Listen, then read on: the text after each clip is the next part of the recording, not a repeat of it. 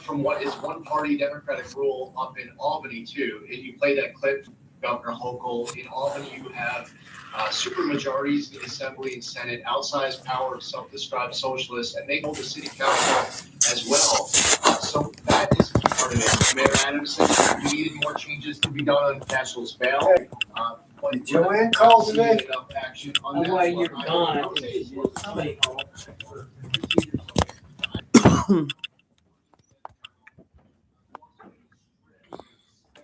Waiting for y'all to come in. Come on, y'all. Damn, man, it's cold as shit up here.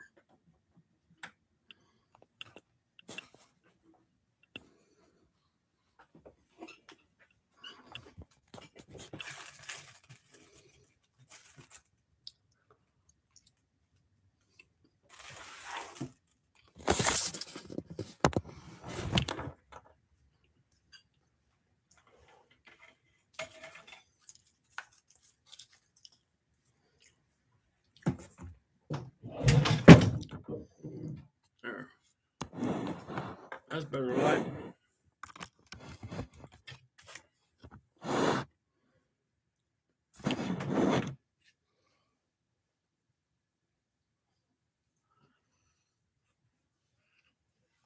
Y'all come on in.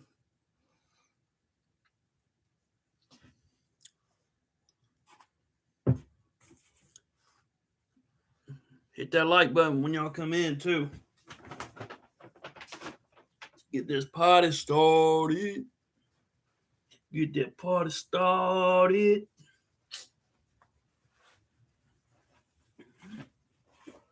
Y'all come chill with a nigga. Come on.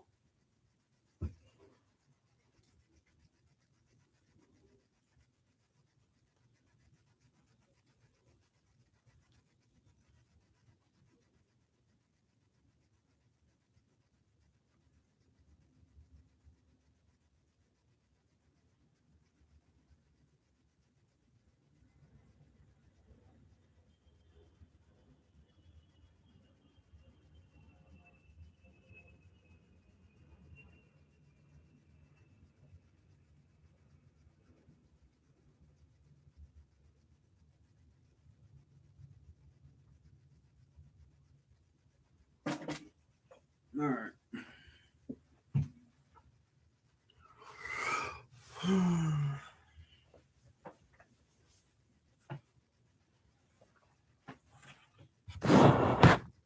Hang on, y'all. I'm finna change my shirt. Hold up.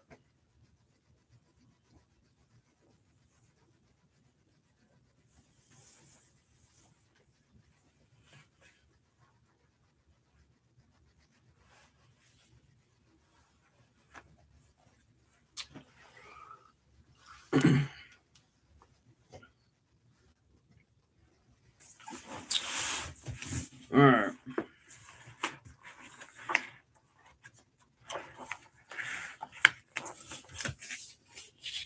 So if y'all wanna,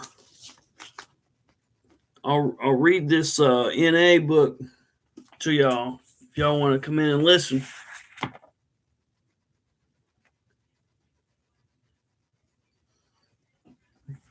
Start from chapter 1. Narcotics Anonymous. If y'all wanna sit and listen.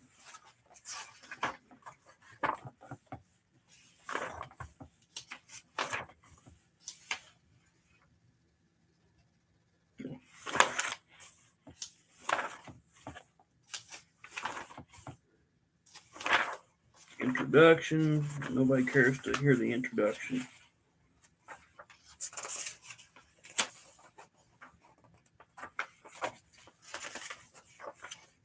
Here's chapter 1. Who is an addict? Those of us who have found the program of Narcotics Anonymous do not have to think twice about the question, who is an addict?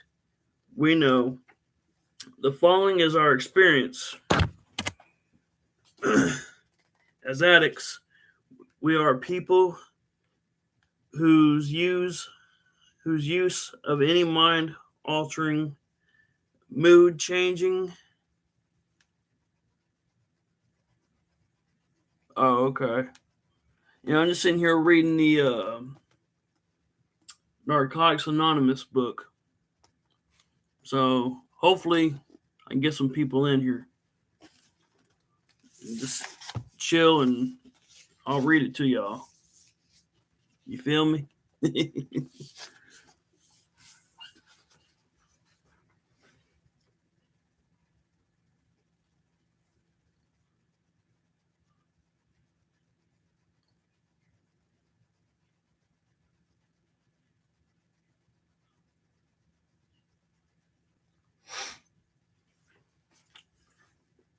Okay.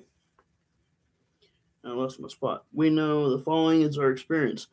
As addicts, we are people whose use of any mind altering, mood changing substance cause a problem in any area of life. Addiction is a disease that involves more than the use of drugs. Some of us believe that our disease was present long before the first time we used. Yep. Most of us did not consider ourselves addicted before coming to Narcotics Anonymous program. The information available to us came from misinformed people.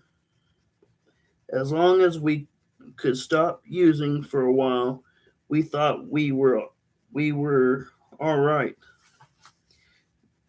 We looked at the stopping, not the using.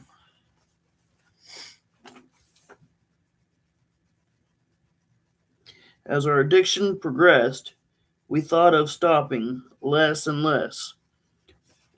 Only in desperation did we ask ourselves, could it be the drugs? We did not choose to become addicts.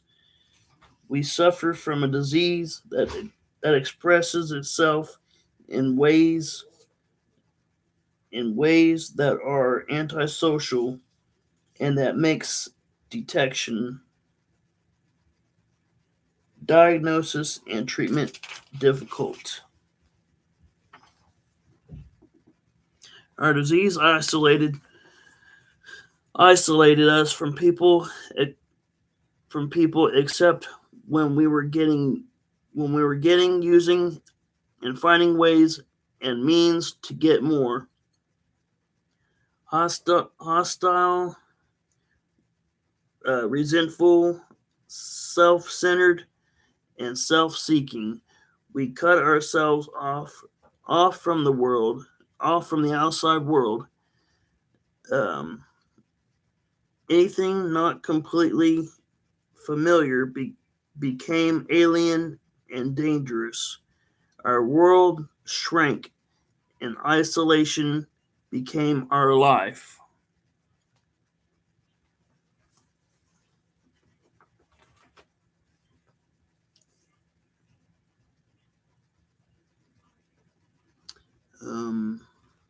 Isolation became our life.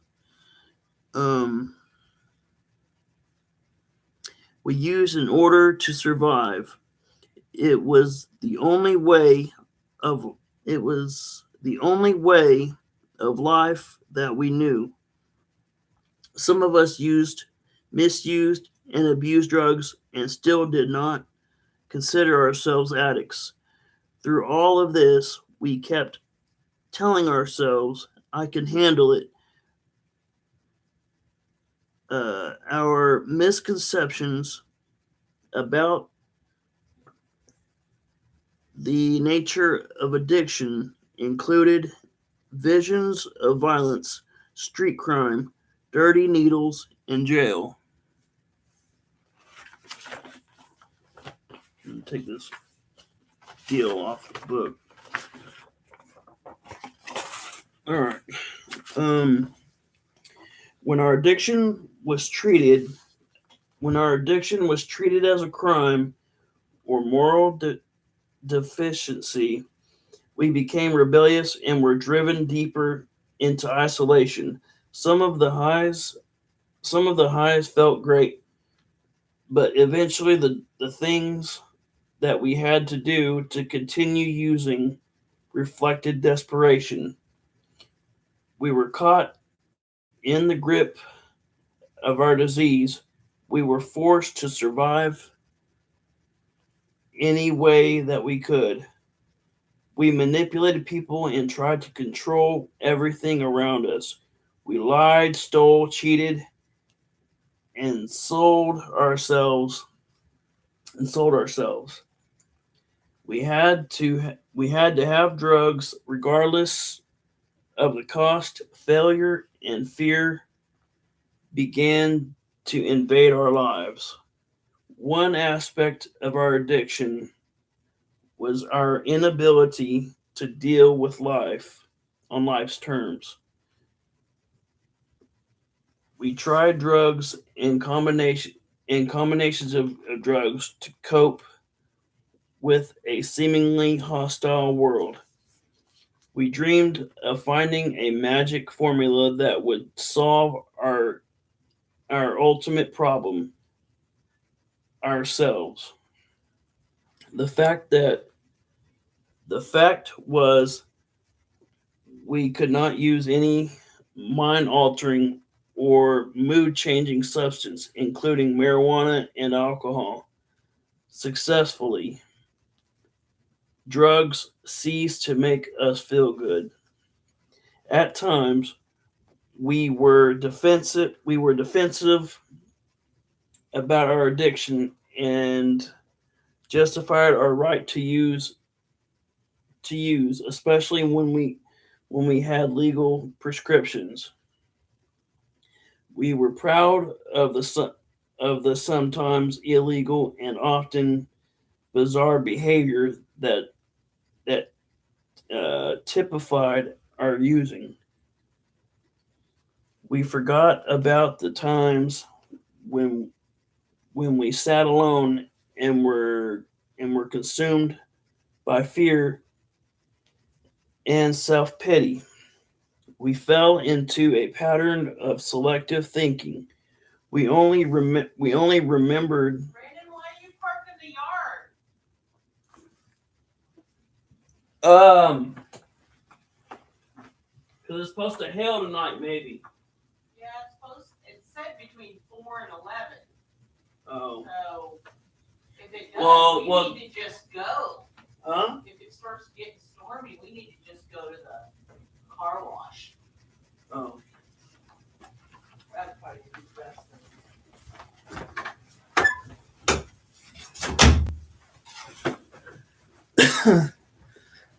Okay.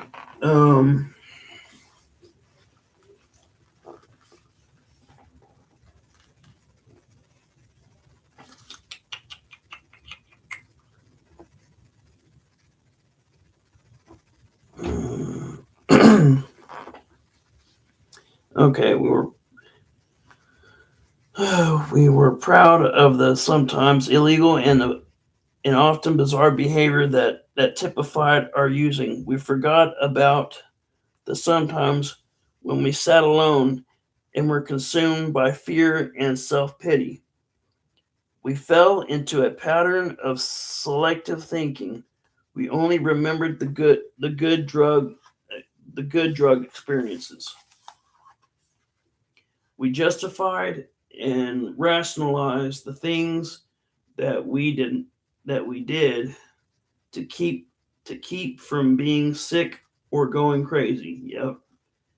We ignored the times when life seemed to be a nightmare. We avoided the reality of our addiction. Higher mental and emotional functions such as conscience and the ability to love were sharply affected by our use of drugs. Living skills were reduced to the animal level. Our spirit was broken. The, The capacity to feel human was lost. This seems extreme, but many of us have been in this state of mind. Yep. And that was me, you guys, right there in black and white. That person was me too. Yep. We were constantly searching for the answer, that person, place, or thing that would make everything all right. We lacked the ability to cope with daily living. As our addiction progressed, many of us found ourselves in and out of institutions. I didn't go that far, but I went to homeless shelters a few times, but I didn't go to institutions. These experiences indicated that there was something wrong with our lives. We wanted an easy way out. Some of us thought of suicide. Our attempts were usually feeble and only helped to contribute to our feelings of worthlessness. We were trapped in the illusion of what if only, and just one more time. When we did seek help, we were only looking for the absence of pain. We had regained good physical health many times, only to lose it by using again. Our track record shows that it is impossible for us to use successfully. No matter how well we may appear to be in control, using drugs always brings us to our knees.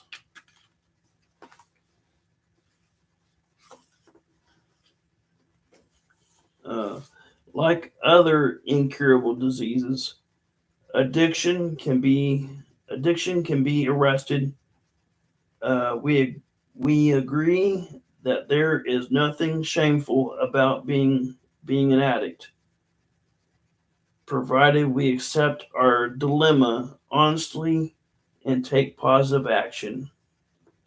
We are willing to admit without reservation that we are allergic to drugs.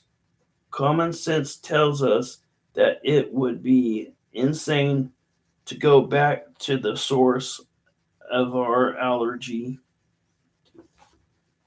Our experience indicates that medicine cannot cure our illness.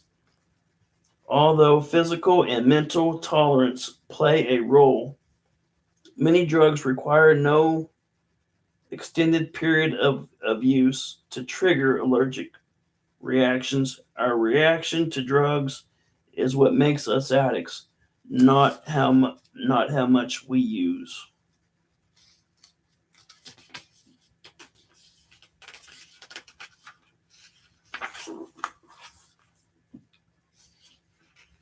Let's see how many pages we got here. Okay, just a couple more. Many of us did not think that we had a problem with drugs until the drugs ran out. Even when others told us that we had a problem, we were convinced that we were right and the world was wrong. We use this belief to justify our self-destructive behavior. We developed a point of view that enabled us to pursue our addiction without concern for our own well-being or the well-being of others. We began to feel that the drugs were killing us long before we could ever admit to anyone else. We noticed that if we tried to stop using, we couldn't. We suspected that we had lost control over the drugs and no power to stop. Certain things followed as we continued to use. We became accustomed to a state of mind that is common to addicts. We forgot what it was like before we started using. We forgot about social graces. We acquired strange habits and mannerisms. We forgot how to work. We forgot how to play. We forgot how to express ourselves and how to show concern for others. We forgot how to feel.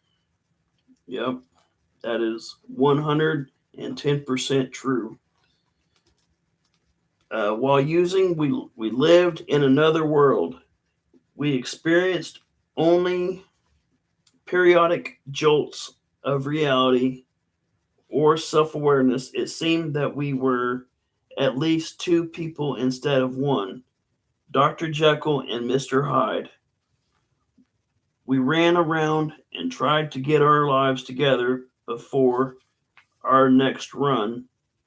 Sometimes we could do this very well, but later it was less important and more impossible in the end. Dr. Jekyll died and Mr. Hyde took over. Each of us has a few things that we never did. We cannot let these things become excuses to use again. Some of us feel lonely because of differences between us and between us and other members. This feeling makes it difficult to give up old connections and old habits. We all have different tolerances for pain. Some addicts needed to go to greater extremes than others. Some of us found that we had enough when we realized that we were getting high too often and it was affecting our daily lives.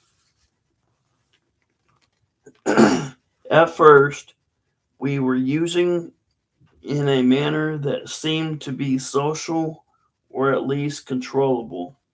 We had little addiction of the disaster that the future held for us. At some point, our using became uncontrollable and antisocial. This began when things were going well, and we were in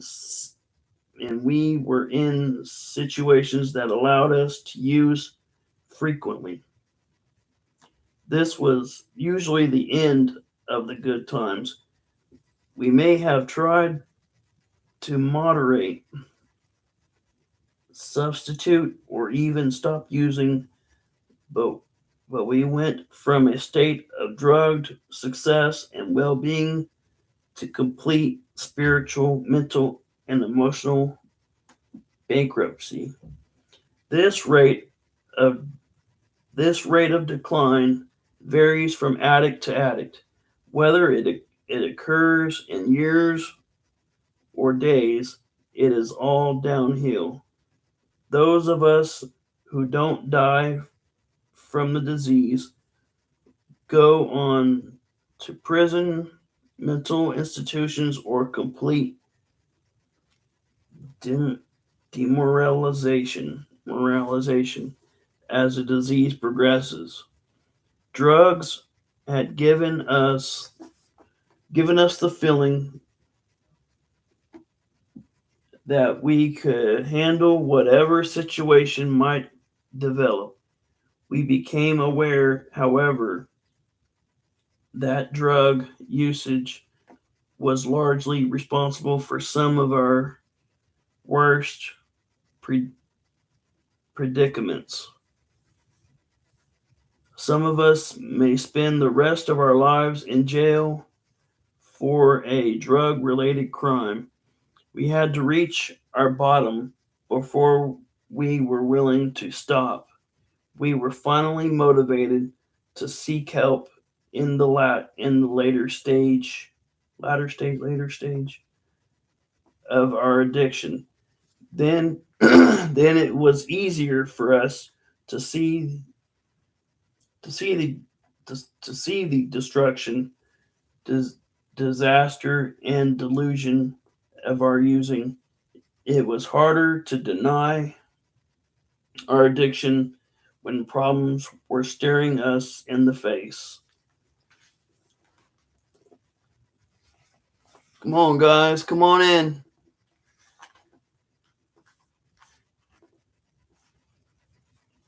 Some of us first saw the effects of addiction on the people closest to us. We were very dependent on them to carry us through life. We felt angry, disappointed, and hurt when they found other interests, friends, and loved ones. We regretted the past, dreaded the future, and we weren't too thrilled about the present. After years of searching, we were more unhappy and less satisfied than when it all began. Our addiction enslaved us. We were prisoners of our own mind and were condemned by our own guilt. We gave up the hope that we would ever stop using drugs. Our attempts to stay clean always failed, causing us pain and misery. As addicts, we have an incurable disease called addiction. The disease is chronic, progressive, and fatal. However, it is a treatable disease. We feel that each individual has to answer the question, am I an addict? Yes. However, how we got the disease is of no immediate importance to us. We are concerned with recovery. We began to treat our addiction by not using. Many of us sought answers but failed to find any workable solution until we found each other. Once we identify ourselves as addicts, help become possible. We can see a little of ourselves in every addict and see a little of them in us. This insight lets us help one another. Our future seemed hopeless until we found clean addicts who were willing to share with us. Denial of our addiction kept us sick, but our honest admission of addiction enabled us to stop using. The people of Narcotics Anonymous told us that they were recovering addicts who had learned to live without drugs if they could do it. So could we. The only alternatives to recovery are jails, institutions, derelictions, or death. Unfortunately, our disease makes us deny our addiction. If you are an addict, you can find a new way of life through the NA program. We have become very grateful in the course of our recovery through abstinence and through working the 12 steps of Narcotics Anonymous. Our lives have become useful. we realize that we are never cured and that we carry the disease with us for the rest of our lives. We have a disease, but we do recover. Each day we are given another chance. We are convinced that there is only one way for us to live, and that is the NA way.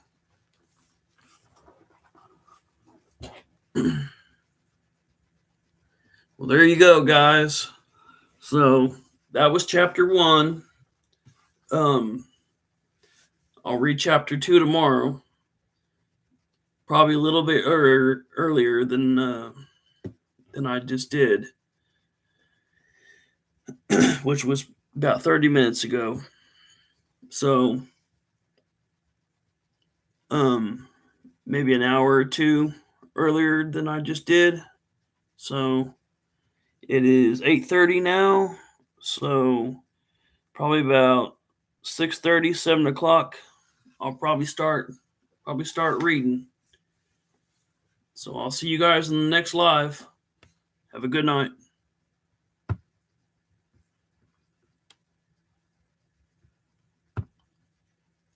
Oh, and also, go ahead and subscribe to the channel if you want to keep getting updated. I could use more subscribers. That would be very lovely. If you guys would subscribe to the channel, hit the like button, leave a comment in the comment section. Have a good night, guys.